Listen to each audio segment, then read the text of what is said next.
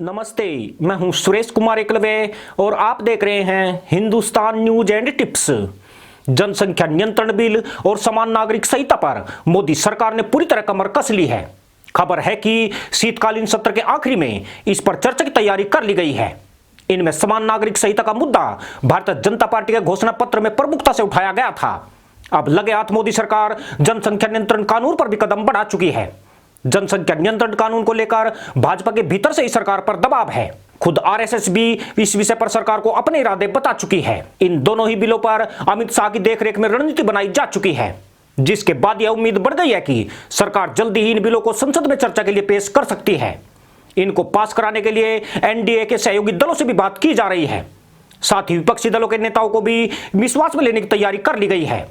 यानी सरकार कृषि कानून बिल की तरह जनसंख्या नियंत्रण कानून और समान नागरिक संहिता कानून को हर हाल में पास कराने की तैयारी में जुटी है। देश में बढ़ती जनसंख्या को किसी हद तक रोकने के लिए जनसंख्या नियंत्रण कानून काफी हद तक कारगर कदम हो सकता है।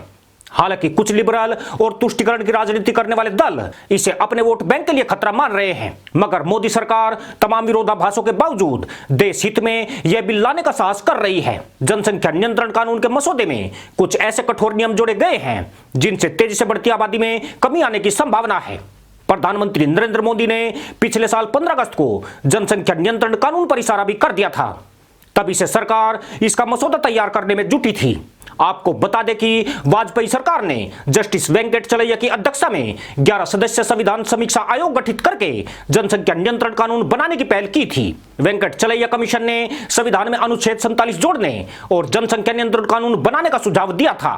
कमीशन ने यह भी कहा था कि जनसंख्या नियंत्रण कानून मानवाधिकार या किसी अंतर्राष्ट्रीय संधि का उल्लंघन नहीं करता है।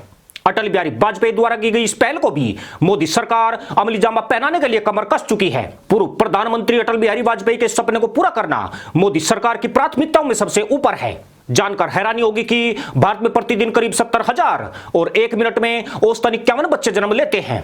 आज भारत की जनसंख्या 130 करोड़ से ऊपर पहुंच चुकी है, जबकि भारत में दुनिया की 2% ही जमीन है।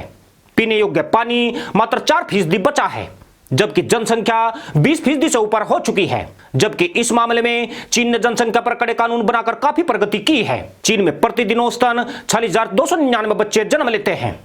अब जरा यह चौंकाने वाले आंकड़े भी खुद ही देख लीजिए।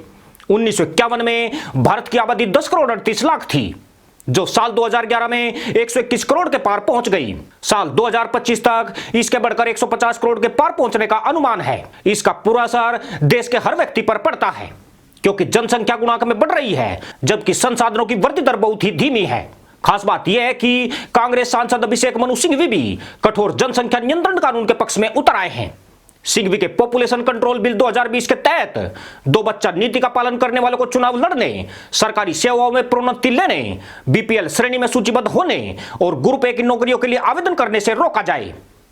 साथ ही जो लोग 2 बच्चा नीति का पालन करना चाहते हैं, सरकार उनकी खुलकर मदद करे। अगर किसी दंपत्ति के एक ही बच्चा है और उसने नसबंदी करा ली है तो सरकार उसे 60,000 रुपए, यदि वह एक ही बच्चा लड़की है तो 1 लाख रुपए की मदद दी जाए। पर मोदी सरकार इससे भी कहीं आगे का प्लान कर रही है। अगर कोई नागरिक जनसंख्या नियंत्रण कानून का पालन नहीं करता है तो उसका आधार कार्ड एक तरह से रद्द करने, उसे तमाम सरकारी सुविधाओं से वंचित करने और मताधिकार के अयोग्य ठहराने पर विचार हो रहा है। इसके पीछे मोदी सरकार का मकसद इस कानून को प्रभावशाली तरीके से सफल कराना है। देश में आज भी बहुत से लोग हैं जो देश हित की परवाह न करते हुए जानवरों की तरह बच्चे पैदा कर रहे हैं। इनमें से कुछ लोग जानबूझकर ऐसी कोशिशों में लिप्त हैं। कुछ लड़कों की चाह में जनसंख्या तेजी से बढ़ा रहे हैं। खास बात यह है कि इस कानून का समर्थन सभी समुदाय के लोग कर रहे हैं, जो कहीं ना कहीं मोदी सरकार के लिए राहत की बात है। पर लगता यूं है कि तुष्टीकरण की राजनीति करने वाले दल इस पर भी राजनीति करने से बाज नहीं आएंगे। इसका इशारा कुछ कट्टर धार्मिक लोगों के बयानों से महसूस होता है। आप जनसंख्या नियंत्रण कानून के बारे में क्या सोचते हैं और इसमें क्या बदलाव या कठोर नियमों की उम्मीद रखते हैं ताकि ये और प्रभावी हो सके? वीडियो के कमेंट सेक्शन में अपने विचार जरूर बताइएगा। यकीन करिए आपकी आवाज बहुत आगे तक जाएगी। इसी के साथ अनुमति दोस्तों। जय जवान, जय किसान, जय हिंद, वंदे मातरम।